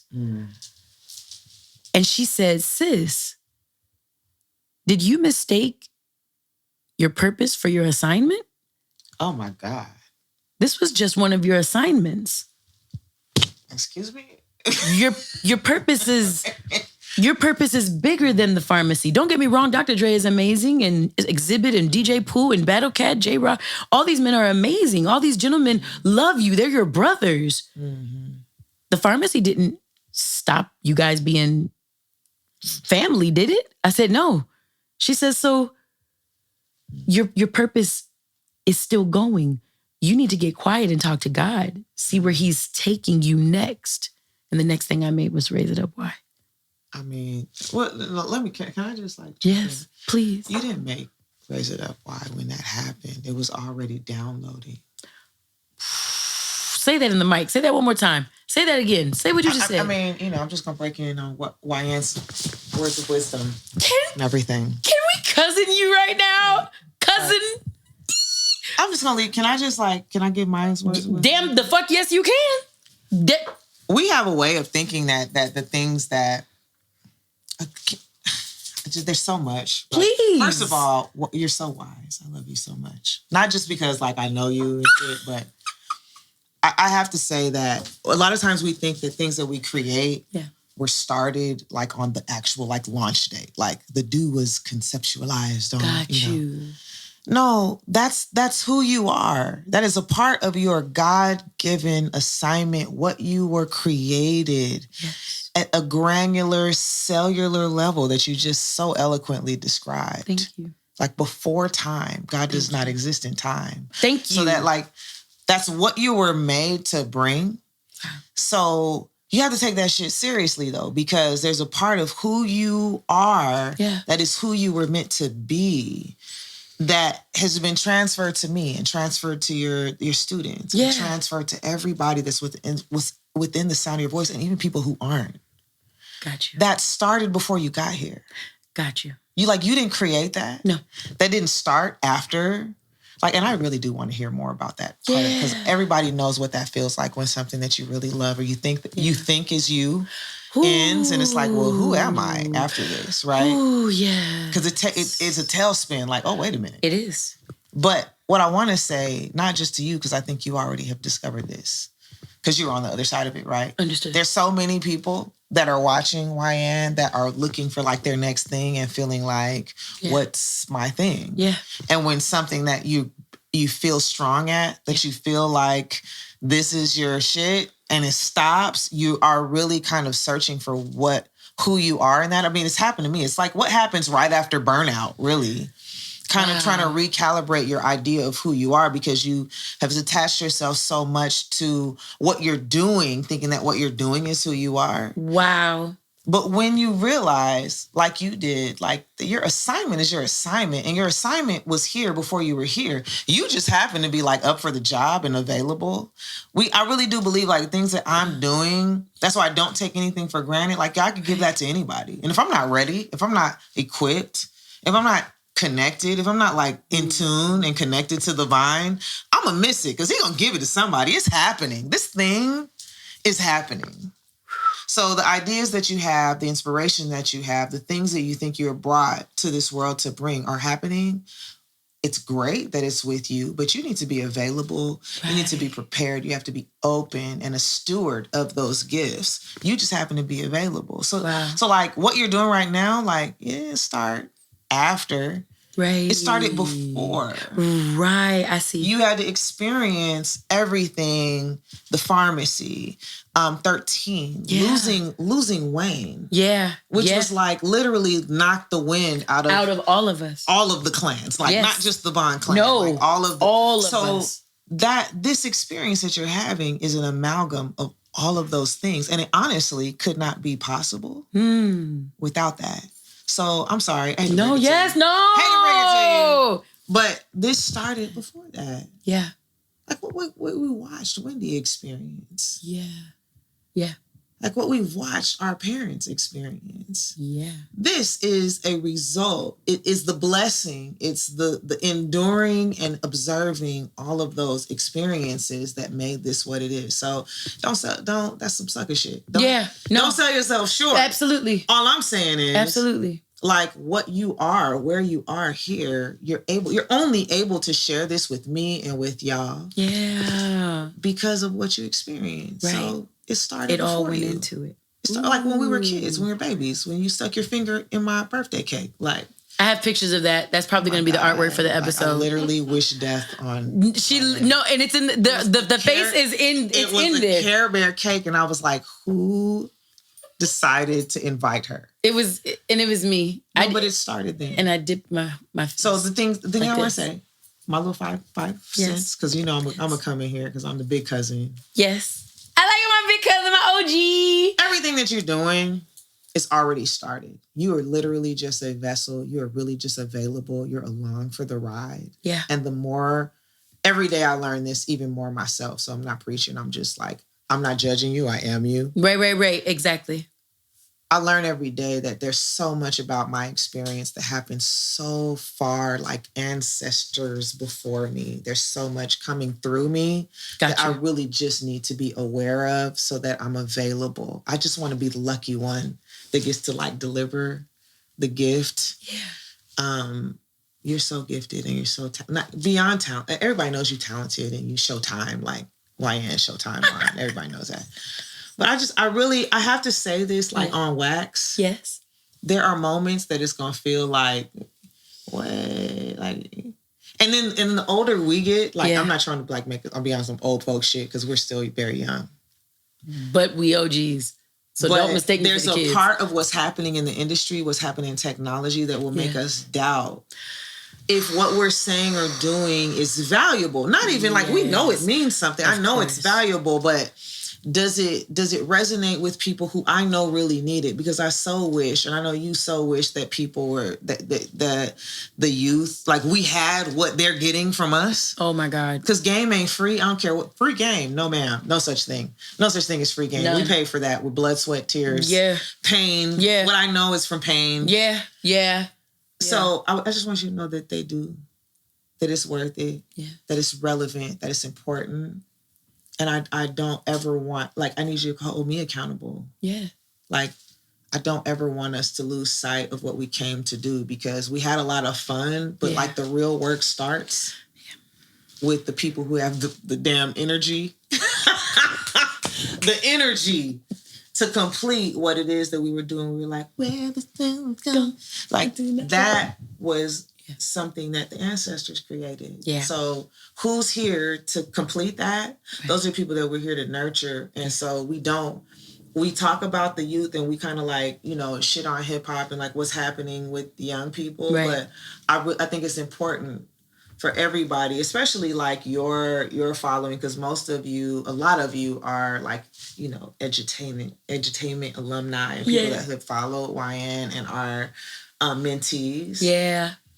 Yeah. I think that it's a huge mistake to ignore and discount the ones that have the energy to complete what we've been gifted with. Right. We really have to invest in you and listen to you. Yeah. And figure out how we can continue to serve you from where we're sitting. So please don't stop. Yeah. Okay. Please don't stop. And don't play it small. It's not small. No. It's not small. Like, we really are fucking with you. Yes. And more importantly, there's something about what you came to bring that a lot of people are not willing to do because they're so busy trying to be seen and trying to be famous and trying to be everywhere that they're not really thinking about who they're writing for, who they represent. So the representation is so, so important. So I'm not going to go on my whole soapbox because I already did.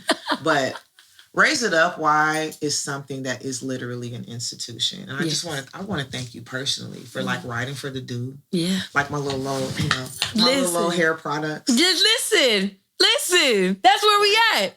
Okay, we got to do Pay Your Dues. Pay Your Dues. This is Wayne's segment. Oh, did you know that? I didn't know that. The Pay Your Dues segment. And you're the first thing in all the Pay Your Dues. All 58 episodes. Well, you ain't getting no money from me. I give you $1. I'll sing for you. I have my whole bathroom is just this. I want some Damon Dash. I'm broke. I ain't got it, Jack. Don't ask me for look. All I want. If I got it, I don't.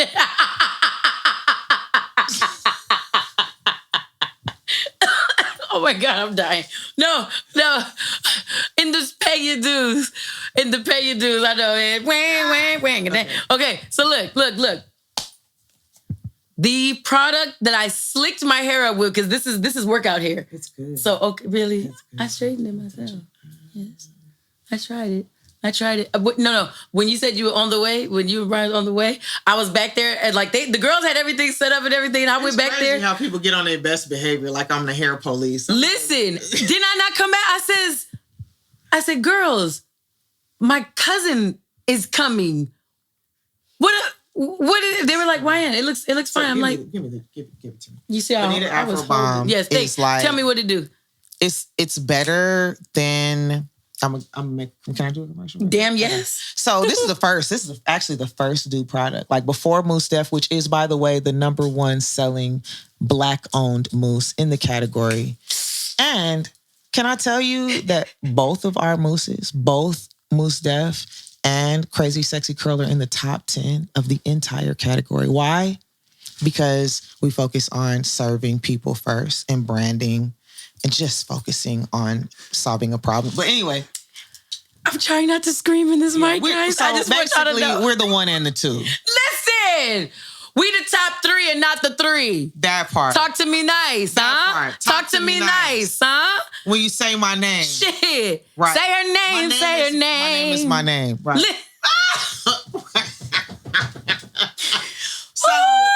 I'm so But excited. Being an Afro Bomb was the first one. I thought that it The was very Mos first Def. product I ever created was being an Afro Bomb because I hate greasy hair. But I know that the culture, we like grease. Like black people love grease. We do. So I wanted to create something that was heavy like grease. Yeah. Because that's what we gonna do. Because Yeah, that's what period. black girls do. We need some grease. That's one period. But that will rinse out of your hair with one shampoo. Because when you're rocking a slick back yeah. for 2 weeks, but then you in Cali, we press our hair. I don't know what all of Straight this up. like lack of versatility, wearing a wash and go till you dead. That's new. That's these new naturals that came out. Respectfully, But the original naturals got that it. came out, we just didn't do a relaxer, but we were wearing our hair straight. I've never put a relaxer in my hair in my and entire curly. life. We were doing straight and curly. You wear your hair straight In anywhere? Cali, though, that makes sense because you got to think over in the It's East too Coast and in the hot. South, it's too damn humid. It's too humid. This right here, So I my told clients you would this. come in, like they're coming to the salon with all this like that other grease that comes in like the cardboard with the silver can that lasts 20 years because it never goes away. They were using that to press their hair. And I was like, no, to ma'am. press their hair? They were using that to press their hair and they were using that to slick their hair back. And I could not wash it out. No. To give like That shit is what we lacquer. call is like the Cali blowout, That's on which period. is like when okay, so let me back up. When we press our hair, it moves. And I'm not saying it doesn't do that anywhere else, but before there was a silk press all over the world, the Cali press, like in California specifically, our blowouts just aesthetically, and it's not a diss to nowhere else, because I'm not saying like the Doobies. Big shout out to Brooklyn, Queens, Bronx, like the Doobies and the roller wraps, but it's a totally different style. It's a whole different delivery system on how that works. Got you. But in Cali, when we press our hair, that hair moves. Like That's on period. it moves. This It's is not workout stiff. hair. I've been in the sauna daily. It's not and this greasy. still moves. It moves. Yeah. It blows in the wind. And Yes. when you wash it, it's gone. Like our hair is like, it's an oil-free press. That's what I'm trying to say. That's true. Silk pressing now is all over the globe and it's definitely advanced. Technology has advanced what that is. The diaspora is on the internet and communicating, thank God. So it's very different. But when we grew up, a press and curl was very different if you were from LA than you were from, Tallahassee. Arkansas. Yeah, Right. yeah, absolutely. So my girls from Tallahassee were coming in with the whole bunch of like that extra. That's how, and it's not a diss. It is literally a regional approach to humidity and how you keep your hair from reverting in a different climate. Oh, Here, our hair that is going to makes stay sense, straight actually. unless you're outside at night. Unless you're outside at night, that doesn't work. You'll So, go from I created- Sade to Shaka Khan. Go ahead. Yes, man. Not even Sade, because even it's that's a thick, even that's kind of thick right there. But you no, can be cute and You around be 6:30 when that. Woo, when the marine layer come in. Hello. No, it's That's a when disaster. It's you a start to hear the disaster. I know you, I leave you. Your hair start picking. Y'all telling you, it part. start getting big and fat. Did you Hello. Did you? Your Okay. hair start, I will love you anyways. And you be like, wait, what? Why is it hello? Ryan. You thought it was long? Showtime. No, it's wide. Voluminous, huh? Fuck you mean? This is since we were like 3. This is I cannot wait to put this artwork up. I'm gonna show you the picture.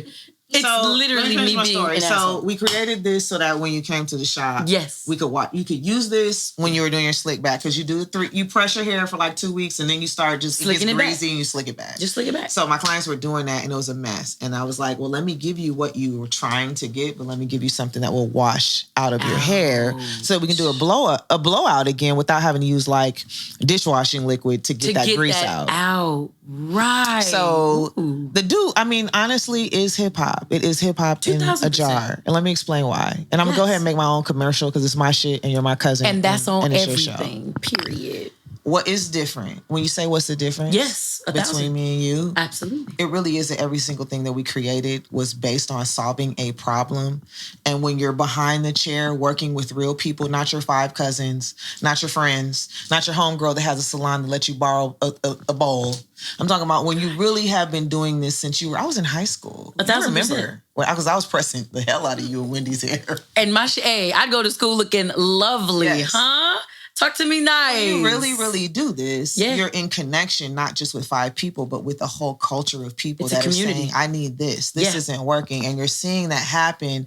And I've been blessed to have the opportunity to fail so many times. I knew what was working and wasn't working Nice. in the culture, in my community. So the do is really just the result of responding. Not really me and my like ego, like, yo, this is, no, it's really like, what do you need? What's not working? What is working for you? And so every single product, Moose, we were in the military. I mean, my husband was in the military. Right. My clients were mostly active duty. And it was before the natural hair movement. There were literal legal regulations, dress and appearance. You could not have your hair more than 3 inches in bulk. It had to be a certain way. Whoa. It couldn't be too short. It couldn't be too long.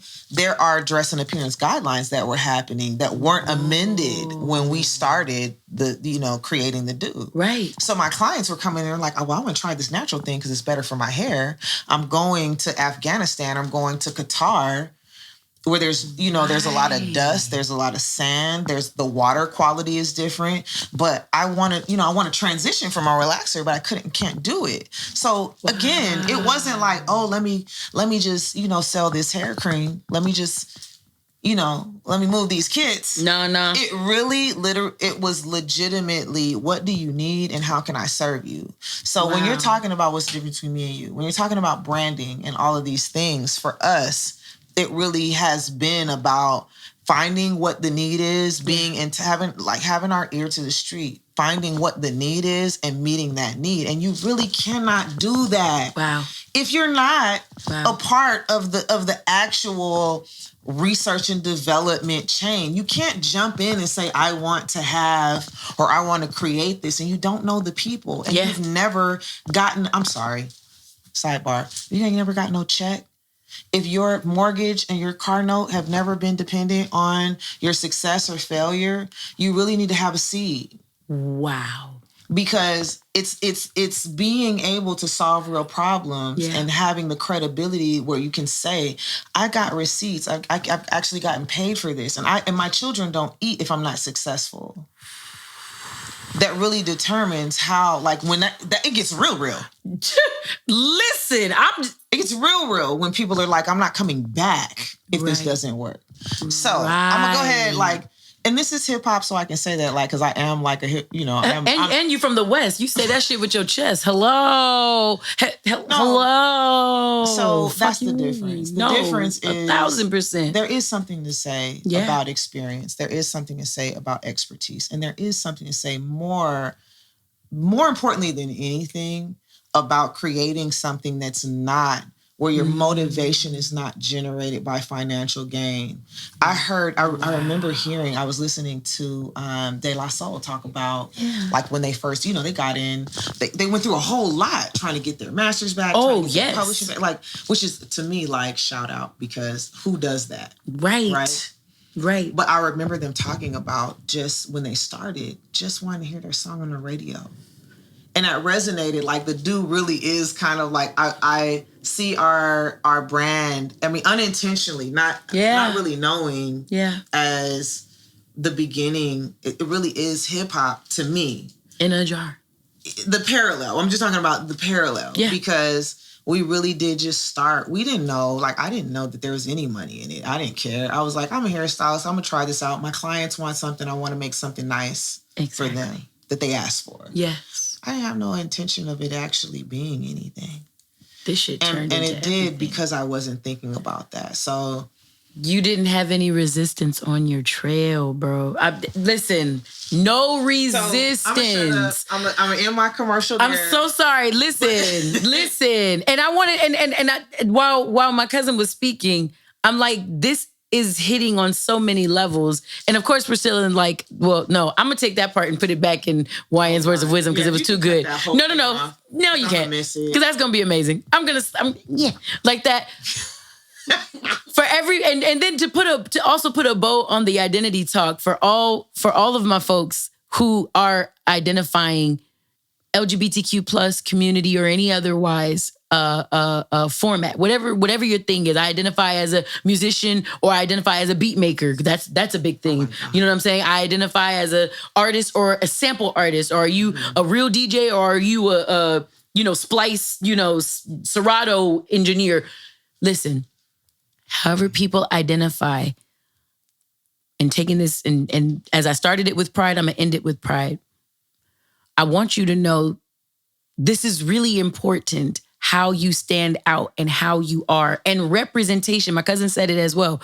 Representation really does matter. So it does matter that you see yourself represented properly on TV screens, commercials, movies, sitcoms, and even in the hip hop space where, if we're going to keep it a stack, we've been homophobic, at least in our language. I don't think in our spirit. But I think in the language and in disses and slang and stuff like that, we've had I'll call it a bad habit of having felt big at y'all's expense. You see what I'm saying? Mm-hmm. And that's not cool, because once I learned that something hurts anyone, I'm no longer attaching myself to that. And I'm always going to be hip hop. But I think that's the point. Hip hop is bigger than any one thing that it ever did. At the same time, just as you are a person, period, a person who happens to identify in ways that make you feel like you're seen the way that you want to be seen, the way that you understand that you are, and that's very, very valuable. My period on this sentence is hold that within you, walk with that wherever you go, and never need anyone else to validate that for you. Just like you said, whether somebody sees Raise It Up Why, whether someone uses the Do and understands what this version of hip hop or this version of hip hop is or not, it ain't stopping nothing Maya Smith or YN Vaughn is doing. And what my big prayer to any of y'all, as y'all are definitely getting the pride and the visibility that you deserve, is that I hope you carry that same sense of identity, regardless of if somebody else is fucking with your program. You understand? Be you, and beyond that, be good. Be good to yourself and to anyone else. And I'm talking about in the realest of ways. When nobody is seeing you, when you go to bed at night, make sure that you're looking in the mirror and you're saying the things you want someone else to say to you. Make sure you're being that sort of good to yourself. So therefore, you are really being the person that you think you're being, and you're not playing a role of what you think someone should be being. To you. Because if you're doing things for others or expecting out of others what you have yet to give or do for yourself, you are playing a part. You're a human, not an actor. So be you, don't play you, right? And if anything, nigga, do you. Fuck you mean. No, okay, my bad. So that was the way I was ending that. Yes, but like I say, pay your dues. First and foremost, we always do this. This has never not been done in our history. Maya Smith, CEO and founder of The Do, MC, Master of Curl, right here in the building.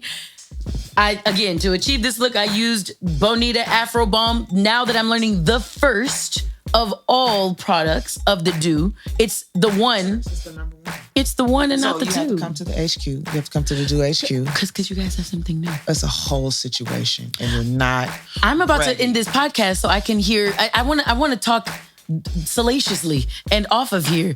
Oh yes, and Okay, so the other things that we're doing is we're gonna shout out the B-Girl line for sure, which is the newest, one of the newest features to the Do, but they have Wash and Go line. They have the original OG line. So go to THEDOUX.com to get the full vibe, or on Instagram, please follow at ILOVETHEDOUX. I love the Do. We do this every episode. Don't act brand new. Number 2, IFB Studios. I want to shout out at IFB Studios, my beautiful students, Ryan Taylor and his brother Richard Taylor, 2 brothers, Black owned film studio here in Los Angeles. And when I say they built it, like 2 hands built, like it's a warehouse. Everything you see in it, they're 4 hands between the 2 of them. They built. Their mom is a psychologist. She does therapy there if you need it, blah, blah. Let me tell you something. Just check out on Instagram at IFB Studios and tell them that YN and Raise It Up Y sent you over there. They'll be kind to you. Also, LA Flex Training at LAFLEXTRAINING, if I'm not mistaken. LA Flex Training, all spelled correctly. Just say it in your phone, you'll be fine. Go look at it on Instagram. This is who got TJ all nice and slim and tall and fine. Shouts out to TJ for no good reason. Hey TJ, we're gonna FaceTime him in a second. That's why I'm like, we're running through this. Bakari GDL at BACARIGDL. It's just a restaurant that I really like in Glendale, and tell them that YN sent you, but really speak to G. G is like a general manager, but he's like the nicest human being. He was such a good general manager there that the company had to bump him up. So now he's over the regional space. So this is somewhere that we should go. Shout out to Bakari. Shout out to Bakari GDL. I'm just letting y'all know. July 13th, we're going to be doing some Love Lounge live vibes, live podcast taping. And I think Bakari GDL might be where we go to eat after. That was why I was actually shouting them out. So I just want y'all to know that you're already shouted out. So when I see y'all, don't act brand new, the fuck you mean. So I guess you shouldn't say the fuck you mean when you're giving them a shout out as a commercial. It's okay, don't worry about it. The 5th and last thing, always, at Raise It Up Y, RAISEITUPWY, and the love say, rock it up on these hoes, yeah. So, ladies and gentlemen, this has been an amazing episode. If y'all can't tell, I have been speed demon getting through this motherfucker because I want to talk to my very own cousin without the cameras. But I love y'all. I thank y'all. Thank you. Thank you, my cousin, for coming. I love you so much. And Brian, can you just scoot over here so people can see you? Because Brian, all of the visuals and the photography and the amazing shit that you see on at ILOVETHEDOUX, that's him. Can you see him? Can you see him? All right, that's a wrap, y'all. Get the fuck out of here. Love y'all. Bye. Raise it up. Why? Raise it up.